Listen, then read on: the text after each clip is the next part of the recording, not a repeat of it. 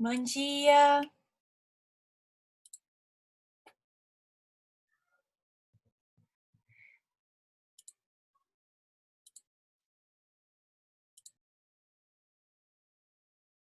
Bom dia, gente. Bom dia. Bom dia, professora. Bom dia. Hoje nós teremos simulado, né? Para vocês já irem acostumando com o sistema. E aí, como eu havia prometido, né? Como eu coloquei ontem na mensagem para vocês, para incentivar vocês a fazerem esse simulado, eu vou conferir 2 pontinhos, tá? E aí eu vou lançar esses 2 pontos na prova de vocês. Né? Eu lanço na prova de vocês, tá? Para incentivar vocês a fazer. São questões abertas, né? 2 questõezinhas. Não coloquei A e B nessa, porque é só para vocês testarem, né? Questõezinhas práticas do tipo, né, que vocês terão na prova, então vai ser um bom treinamento para vocês, imagino eu, tá? Questões simples que vocês vão conseguir responder com muita facilidade. Vocês não vão ter problema, não. Bastante facilidade. Hoje temos mais pessoas na nossa aula, isso é muito bom. Assim como, né, na avaliação inicial, no simulado também eu cobrei só a primeira parte da matéria, né, só até cumprimento de sentença de obrigação de entrega de coisa. Como eu já falei aqui várias vezes, a matéria de vocês é tudo que a gente já estudou, até cumprimento de sentença de obrigação de entrega de coisa. Então, vai do 509 até o 538 e do 771 até o 797, né? Tudo isso, tá? E para vocês acessarem o simulado, gente, vocês vão entrar normalmente no SF Web, e aí por isso que eu coloquei, né, a nossa aula hoje um pouquinho mais curta, porque se alguém tiver problema para acessar, não precisa de ficar desesperado, né? Ai, já começou o simulado, eu não estou conseguindo acessar. Então vocês vão tentar acessar assim que a gente terminar a aula. Está prevista para a gente terminar agora às 10h10, né? Terminando a aula, vocês já vão acessar o SF Web. Se vocês tiverem qualquer problema de acesso, né, porque algumas pessoas não tinham mudado a senha e aí o sistema passou por uma atualização, obrigando todos a mudar a senha. Então, se vocês tiverem algum problema de acesso, vocês podem me chamar no WhatsApp na hora, tá? Que eu já resolvo na hora para vocês. E aí eu vou ficar aqui disponível para isso, tá? Não são todos os professores que conseguem, né, resolver isso na hora. Eu consigo resolver porque eu tenho o perfil de coordenador por conta da coordenação do núcleo de prática jurídica. Então, eu consigo acessar o cadastro de vocês e auxiliar com isso, tá? Mas se eventualmente, e aí vai ser muito bom porque também vocês já estão fazendo simulado comigo, né? Ajuda vocês nas outras matérias também. Imagino que todos os professores farão simulados com vocês, tá? Então, tentem acessar o SF Web assim que a gente terminar a nossa aula, né? Eu encerrar a aula, vocês vão acessar o SF Web. Qualquer dúvida que vocês tiverem no acesso do SF Web, vocês me chamam no WhatsApp. Acessando o SF Web, vocês vão acessar a sala de aula virtual e aí vocês vão acessar avaliações. E aí vocês já vão visualizar que a avaliação está disponível para vocês. Só que vocês só conseguem entrar na avaliação quando der o horário de 10h30, tá? Antes do horário previsto para avaliação inicial, vocês não conseguem acessá-la. Por motivos óbvios, né, gente? Então, assim, tá tudo muito bem programado. Então, deu 10h30, vai abrir o acesso, né, da avaliação para vocês e vocês conseguirão fazer esse simulado, tá? Tô bem feliz hoje, tem bastante gente. A Bárbara apareceu! Bárbara, seja muito bem-vinda. Cadê a Bárbara? Bárbara tá aqui. Bárbara, tem muita gente que eu tô vendo assim. É a primeira vez na minha aula online. Luísa, né? Mas estou muito feliz, viu, gente, que vocês estão aqui comigo. Bom, e aí vocês vão então acessar, né, lá dentro de sala de aula virtual, avaliações, aguardar o momento de início, vai iniciar às 10h30 pontualmente, e aí 10h30 a avaliação vai estar aberta para vocês, tá? O simulado. Ah, professora, não estou conseguindo acessar, minha senha não está dando certo, a senha que eu tinha não deu certo mais, e aí agora o que eu faço? Me aciona que eu consigo resetar a senha de vocês, tá? na hora aqui eu consigo resetar. Por isso que eu estou terminando a aula hoje um pouco mais cedo, para poder sanar essas questões referentes ao acesso de vocês. Por que é tão importante vocês fazerem esse simulado, gente? Para vocês saberem como que vai ser no dia das provas, né? Para vocês saberem qual que é o caminho que vocês vão seguir no dia da prova. Então, aproveitem, né? Todos os professores que disponibilizarem simulados para vocês façam, porque eu acho que isso vai ser um diferencial, tá? Quando a gente tem segurança de saber como que o sistema funciona, a gente vai para a prova mais tranquilo, né? E esse simulado é exatamente para isso, tá? Então, já falei para vocês aqui, né, qual que vai ser a matéria da nossa avaliação. Já havia falado, falei inclusive no grupo, tá? A matéria que a gente vai estudar hoje, ela não cai na avaliação inicial, mas ela cai na avaliação suplementar, que eventualmente, né, alguns de vocês podem acabar fazendo. Eu imagino, assim, espero do fundo do meu coração que não, né? Mas se algum de vocês quiser ou tiver que fazer a prova, né, para poder melhorar a nota e tudo mais, essa matéria cai na avaliação suplementar de vocês, tá? E cai na avaliação final. Então, assim, é muito importante. Sem contar que vocês vão precisar dessa matéria muito em processo do trabalho, que vocês terão com o professor Fernando Quadros, né? Eu não sei, não, o processo de trabalho acho que é o professor, não, é o professor Fernando Quadros. Vocês vão precisar muito dessa disciplina, tá? Lá na frente. Então, vamos continuar aqui, tá? Bom, resumindo um pouquinho do que a gente já estudou, à medida que vocês vão entrando, eu vou tirando o som, né, do microfone de vocês, para que a gente fique com uma transmissão mais limpa, tá, gente? Mas a qualquer momento vocês podem abrir o microfone e fazer pergunta, como se vocês estiverem... Bom dia, Jaelma! Como se vocês estivessem comigo ao vivo e a cores dentro de sala de aula, né? O grande diferencial do Zoom é esse, vocês poderem interagir comigo sem precisar de ficar escrevendo texto e tudo, mas quem quiser escrever, fica à vontade. Rememorando um pouquinho, relembrando um pouquinho a última aula foi muito importante, porque a gente começou o estudo da execução por quantia certa, execução de título executivo extrajudicial de quantia certa. E aí eu falei para vocês que ela é muito diferente do que a gente já estudou até agora sobre, né, o cumprimento de sentença. Ela é completamente diferente. Enquanto até então a gente tinha procedimentos de execução que eram muito semelhantes aos procedimentos que a gente já havia estudado de cumprimento de sentença, quando a gente chega em execução por quantia é um procedimento muito novo. Então, qual que é o procedimento, gente? Petição inicial acompanhada do título executivo extrajudicial de quantia, pode ser um cheque, uma letra de câmbio, uma nota promissória, uma duplicata, uma debênture, um contrato, um acordo que foi descumprido, que previa o pagamento de um determinado valor, enfim, gente, um título executivo extrajudicial daqueles listados lá no artigo 784 do CPC, que prevê o pagamento de determinada quantia. Vencido e não pago, obviamente, né? E então, o exequente ele vai dar início a essa execução, o credor vai dar início a essa execução. Petição inicial mais o título executivo extrajudicial, e aí então o juiz ele vai despachar essa petição inicial. Despachando a petição inicial estando ali, ok, gente, com todos os requisitos, né? O juiz então vai determinar a citação do executado para no prazo de 3 dias efetuar o pagamento do valor, tá? E de plano, quando o juiz despacha essa petição inicial, ele já fixa, bom dia, Luiz, ele já fixa honorários advocatícios no importe de 10%. Lá no conteúdo do mandado, né, que vai ser cumprido pelo oficial de justiça, expedido pelo juiz, há lá, gente, a determinação de se houver o pagamento no prazo de 3 dias, pagamento integral, tá? Todo mundo tem que pagar. Se todo mundo, bom dia, Sérgio, se todo mundo pagar, gente, integral, se a pessoa pagar integral no prazo de 3 dias, ela vai ser beneficiada com uma redução de honorários.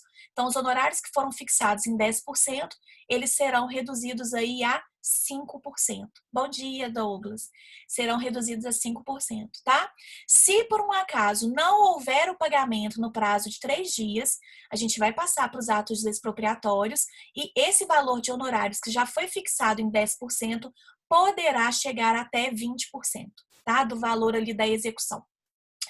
E aí o executado então vai ser citado, tá? Se o executado não for encontrado, que aí essa é a grande questão, que é o máximo dentro da execução por quantia, se por um acaso o oficial de justiça foi cumprir um mandado de citação e não encontrou o executado para ser citado, ele, no mesmo momento, no momento em que ele faria essa citação, independentemente novo despacho do juiz, de ofício, ele já vai arrestar tantos bens quantos bastem para garantia da execução. Então é o seguinte, não achou o executado para ser citado? Não, não, beleza, então eu vou pegar os bens, tá?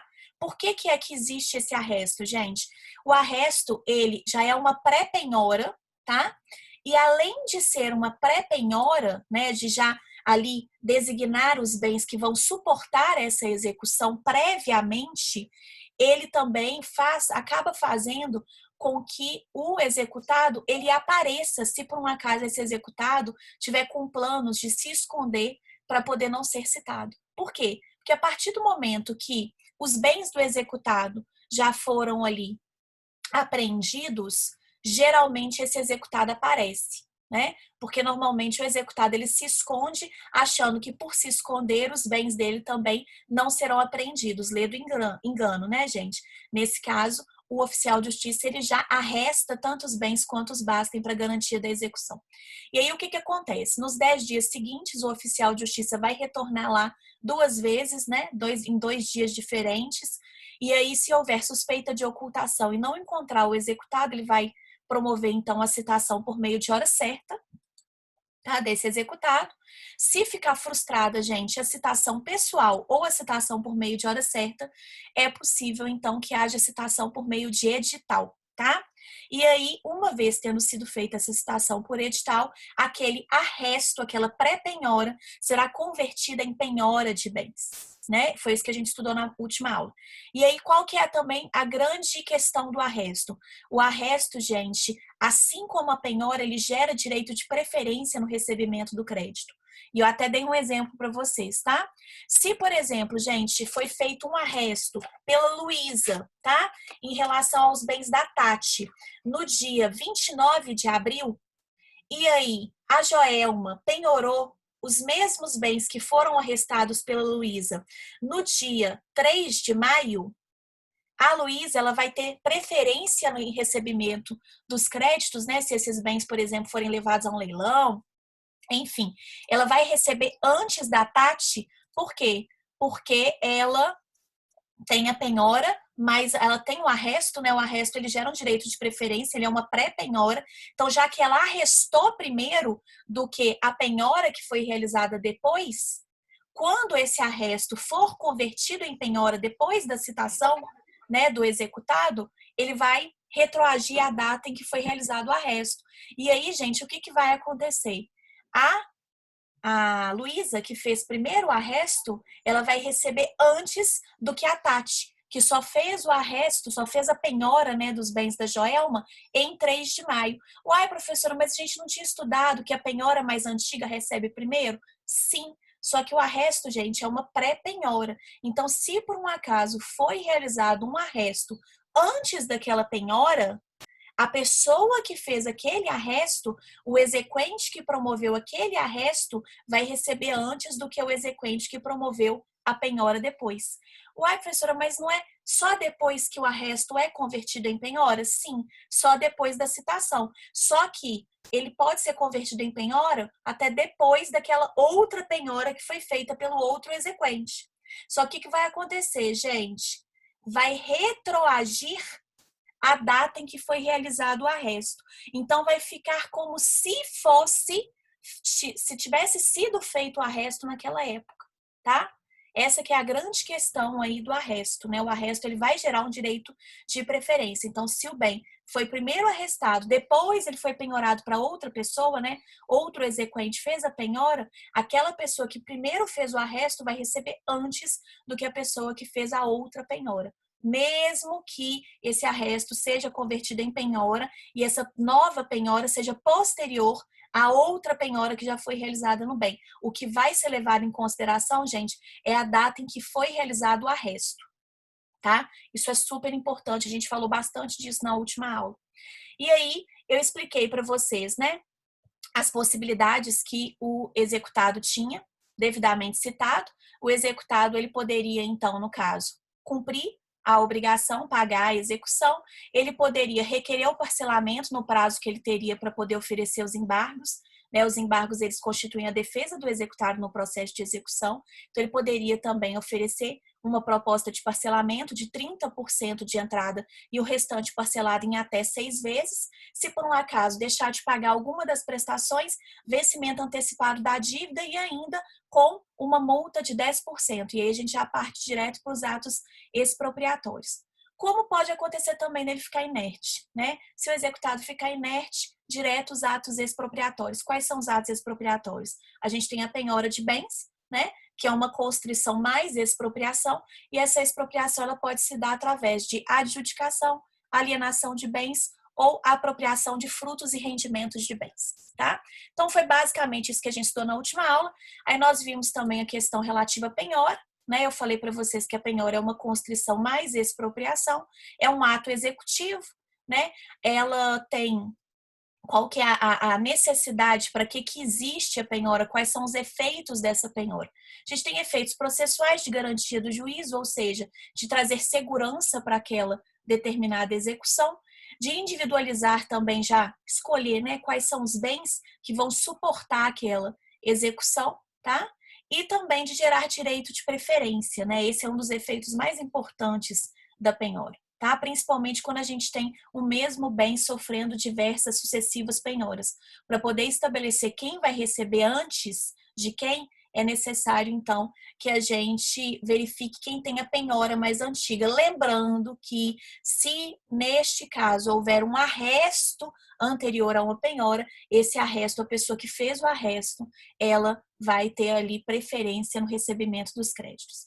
E a gente também tem os efeitos materiais, né? Da penhora, que foi a última coisa que a gente estudou, que é a perda da posse direta do bem. Então, o bem ele é apreendido, ele é levado e ele é colocado sob a guarda de um depositário judicial ou particular, que jamais será o juiz. Eu frisei bastante isso com vocês também, tá?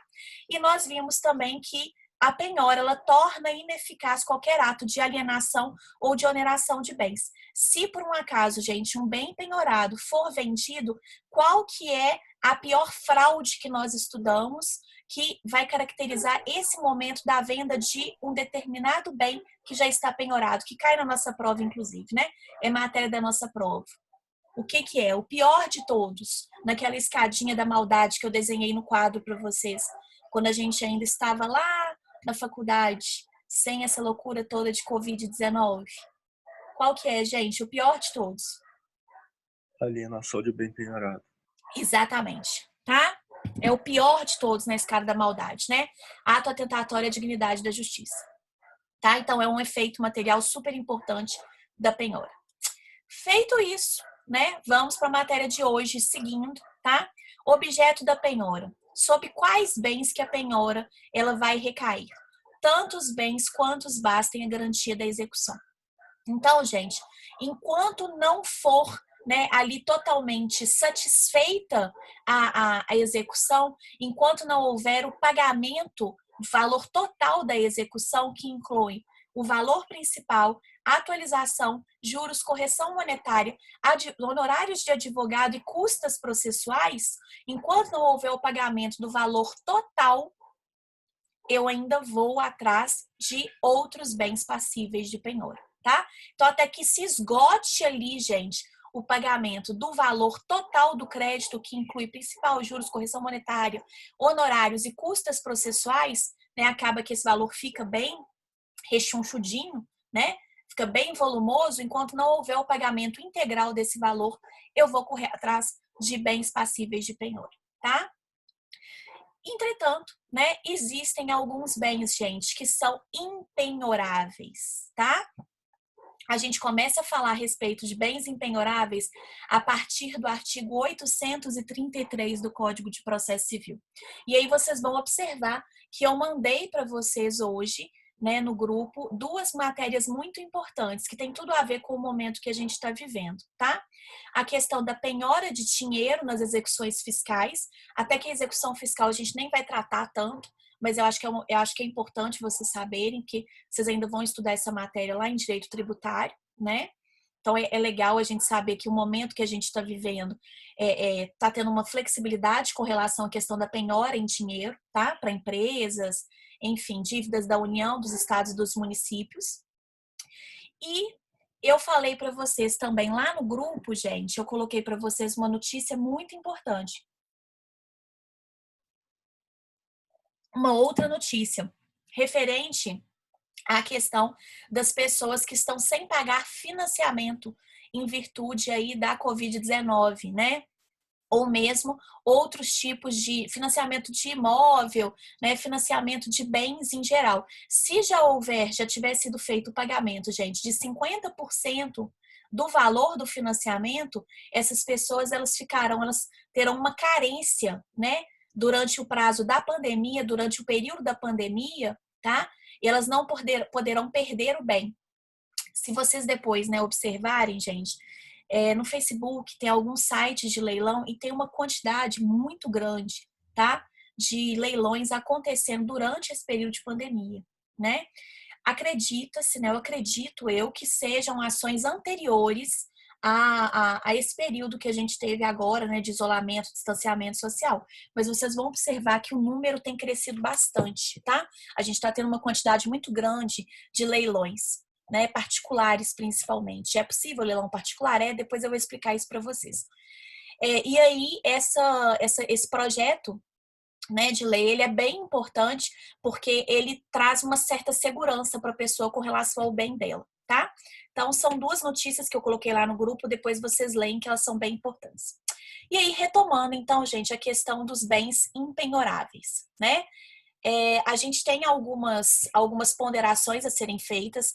A impenhorabilidade de bens não é uma coisa estranha para vocês, não é uma novidade para vocês, porque quando vocês estudaram lá em Teoria Geral do Direito Privado, com o professor Daniel, a questão de bem de família, né? Vocês estudaram bem de família. Vocês viram que o bem de família geralmente ele é impenhorável. Entretanto, existem algumas relativizações que nós vamos tratar hoje também.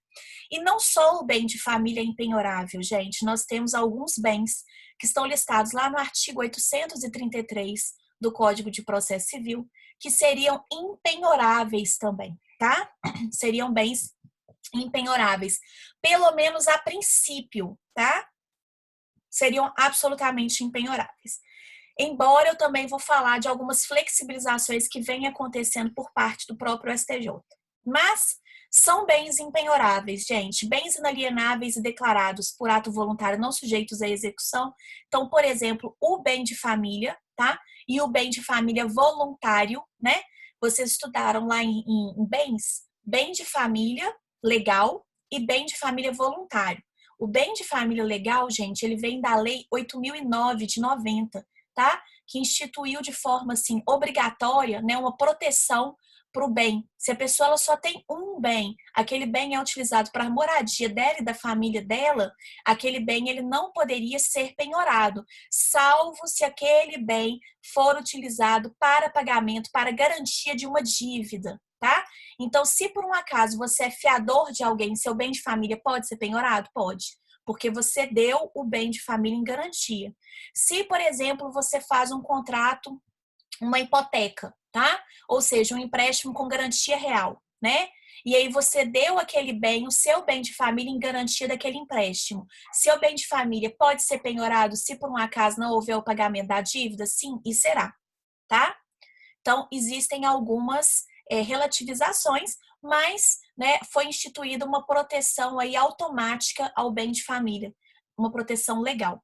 Antes a gente tinha e ainda tem, né, hoje, a questão do bem de família voluntário, que é quando a própria pessoa, ela tendo mais de um bem imóvel, né, ela escolhe um bem para poder instituir como sendo o seu bem de família, tá? O bem de família voluntário, né, ele é inalienável e impenhorável, então a pessoa não pode nem vender e nem pode ser penhorado, tá? Então, é o primeiro inciso do artigo 833, né? O segundo, gente, móvel, pertence, utilidade doméstica que guarnece a residência do executado, a não ser que esses móveis, pertences e utilidades domésticas sejam de elevado valor, tá? Então, aqueles bens normais que guarnecem a residência do executado, gente, não podem ser penhorados. Então, cama, mesinha de cabeceira, guarda-roupa, geladeira, televisão, né? Computador, que for bem normal, gente, tá? Sem ser de elevado valor, eles não podem ser penhorados. Agora, se a pessoa, por exemplo, tem uma televisão lá, gente, de 20 mil reais, pode ser penhorada a televisão? Pode. Se ela tem uma cama que é de ouro, tá? Cravejada de brilhantes. Essa cama pode ser penhorada? Pode, mas a pessoa vai dormir no chão, sim. Só que é um bem, é um móvel que é de elevado valor, tá? Então, se por um acaso, né, esses bens que guarnecem a residência, se ali dentro eu tiver um bem de elevado valor, eu posso fazer a penhora daquele bem, tá? Vestuário, bem como pertence de uso pessoal do executado, salvos de elevado valor, tá? Então, se a pessoa, por exemplo, ela tem uma coleção de ternos Armani, né? É vestuário? É vestuário. Só que isso é de elevado valor? Sim. Então, isso pode ser penhorado? Pode. A pessoa, vamos supor que a Tati tem uma coleção de bolsas da Louis Vuitton, tá? Cada bolsa da Louis Vuitton em torno de 30, 40 mil reais, né? As mais baratas. E ela tem uma coleção aí de várias bolsas da Louis Vuitton. Essa coleção de bolsas da Louis Vuitton pode ser penhorada? Pode. Professora, mas pertence de uso pessoal da Tati? Sim, só que é de elevado valor, tá? Então é importante que a gente sempre faça esse raciocínio. Se for de elevado valor, pode ser penhorado? Pode, tá? A questão que é polêmica, gente. Se for mais de um bem, por exemplo, 2 TVs, pode ser também? O código, ele não fala dessa questão de quantidade, Joelma. Ele fala que aquelas que forem de elevado valor ou que ultrapassem as necessidades comuns. Então, se por um acaso o oficial de justiça, na hora que ele estiver ali verificando os bens que são passíveis de penhora, ele verificar que tem 2 televisões, né? E aí superam as necessidades normais, sim, né? Se a gente for pensar, uma televisão em casa é suficiente. Pode penhorar a outra? Pode penhorar, tá? Não se fala em quantidade. Se coloca da seguinte forma, aquelas que ultrapassem as necessidades normais de uma pessoa. Então, 2 televisões pode ser considerado? Pode.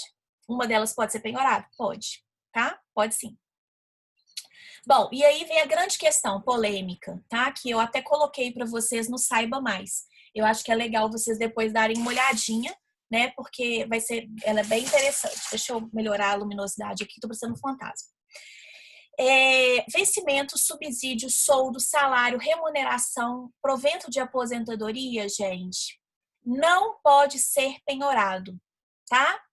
Salvo se ultrapassar 50 salários mínimos ou se for qualquer valor para pagamento de pensão alimentícia. Então, se você tiver numa conta corrente, por exemplo, mais do que 50 salários mínimos, o que passar de 50 salários mínimos pode ser penhorado? Pode. Se por um acaso você for devedor de pensão alimentícia e a execução for uma execução de alimentos, né, ou um cumprimento de sentença de alimentos, achou um determinado valor na sua conta, mesmo sendo inferior a 50 salários mínimos, pode fazer a penhora desse valor? Pode, tá? Pode. Então, gente, em regra, até 50 salários mínimos é impenhorável, tá? Salvo se, né, for para poder pagar dívida de alimentos, porque aí qualquer valor que encontrar lá pode penhorar, tá? Então tomem muito cuidado com isso. E aí, né, é uma questão de uma flexibilização que vem acontecendo por parte do STJ já há alguns anos, tá? Na verdade, desde o antigo Código de Processo Civil que existe esse entendimento que vem se sedimentando cada vez mais. O STJ, gente, resolveu, né? Já vem há algum tempo, eles vêm dando decisões no seguinte sentido, de que é possível a penhora de percentual de 30% dos rendimentos do executado, mesmo se esse valor for relativo à pensão, aposentadoria, salário, tá? Honorários, enfim. Está lá na conta do executado? Está. Então, seria possível a penhora do percentual de pelo menos 30%. tá? São decisões antigas, né, que vem se sedimentando e agora, recentemente, uma decisão de 2020, eu até coloco no material para vocês, o STJ, em um caso pontual, permitiu a penhora de 15%, tá, do valor lá contido em conta corrente, né? Então, são decisões que o STJ vem dando, flexibilizando essa norma do artigo 833, inciso 4º, tá? Ai, professora, por que isso é importante? Porque é o seguinte, olha só, presta bastante atenção nisso. Se isso cai numa questão fechada, gente, sem mencionar STJ, sem mencionar nada, e aí consta lá para vocês a afirmação de que é possível, em qualquer caso, a penhora de conta salário independentemente do valor. Numa questão fechada, gente, né, colocando dessa forma, de acordo com o Código de Processo Civil, é possível a penhora de qualquer valor contido em conta corrente, independentemente do motivo da penhora. Essa questão, ela é verdadeira ou falsa? Vou esperar vocês me responderem. Tiver uma afirmação como essa, gente, dizendo que de acordo com a lei é possível essa penhora, independentemente do valor, independentemente do motivo. Essa questão, ela seria verdadeira ou falsa? Não, falsa. Por quê, gente? O artigo 833 diz que são absolutamente impenhoráveis vencimentos, subsídios, soldos, salários, remunerações, proventos de aposentadoria, tá?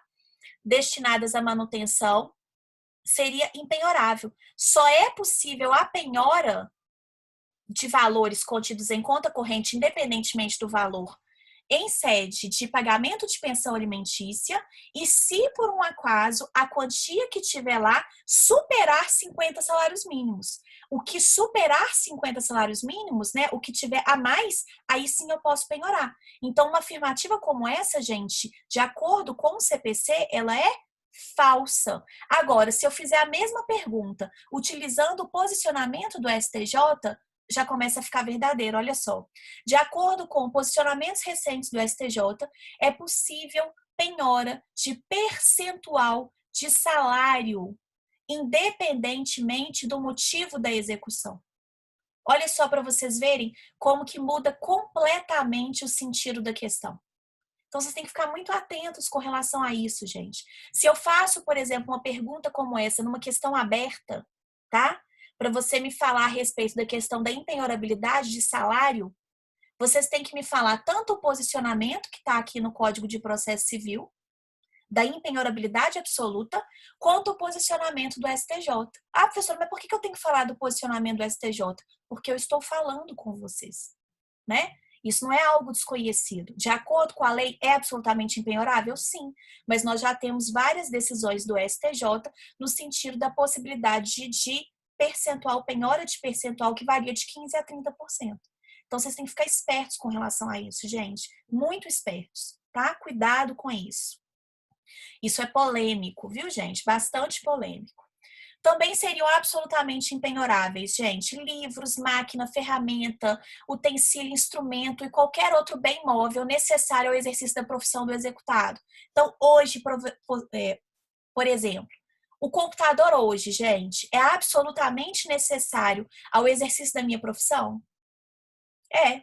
Se eu não tivesse computador em casa, como é que eu ia estar dando essa aula para vocês? Então, o oficial de justiça pode chegar aqui na minha casa e penhorar o meu computador? Não. Por quê? Porque ele é absolutamente necessário ao exercício da minha profissão. Ele pode chegar aqui, gente, e penhorar os meus livros? Não. Por quê? Porque eles são absolutamente necessários ao exercício da minha profissão, tá? Então, eles são bens absolutamente impenhoráveis, né? O seguro de vida, gente, também é impenhorável, tá? Então, por exemplo, eu tenho um seguro de vida. Esse seguro de vida que eu tenho, ele pode ser penhorado? Não. Agora, vamos supor que a Magna seja minha beneficiária no seguro de vida. Ela recebeu esse valor, tá? A partir do momento que ela recebe esse valor pode ser penhorado? Sim. O que vocês têm que entender, gente, é que o seguro de vida que é impenhorável é em relação a pessoa, ao titular da apólice. Tá? Então, eu tenho uma apólice de seguro de vida. Essa apólice de seguro de vida pode ser penhorada? Não, não pode. A partir do momento que eu faleço e deixo isso para os meus beneficiários, caso os meus beneficiários, gente, sofram alguma execução, esse valor pode vir a ser penhorado? Sim. Tá? Então, tome muito cuidado com isso também, isso é muito importante. Materiais necessários para as obras em andamento, salvo se as obras forem penhoradas. Chegou, gente, numa obra, vamos supor que tem um prédio construindo aqui do lado da minha casa. Chegou um carregamento de granito, tá? Várias e várias pedras de granito. E a construtora que está executando essa obra, ela está sofrendo algumas execuções, ok? Pode ser penhorado esse carregamento de granito que acabou de chegar para essa obra? Não. Ah, mas e se por um acaso a obra for penhorada? A construção do prédio, os apartamentos que serão construídos estão sendo penhorados. Aí eu posso fazer a penhora desse carregamento de granito? Sim. Vocês têm que pensar naquela regrinha que vocês já estudaram lá no direito civil. O acessório segue o principal, tá? Então, se a obra já está penhorada, gente, chegou o carregamento de granito, ótimo, lindo, mas maravilhoso e impossível. Por quê? Porque aí o carregamento de granito nós vamos penhorar também. Agora, se a obra, gente, não foi penhorada, o carregamento de granito que acabou de chegar para aquela obra não pode ser penhorado, tá? Acessório segue o principal. Uai, professora, mas por que não pode? Gente, pensa no tamanho da bola de neve que ia virar.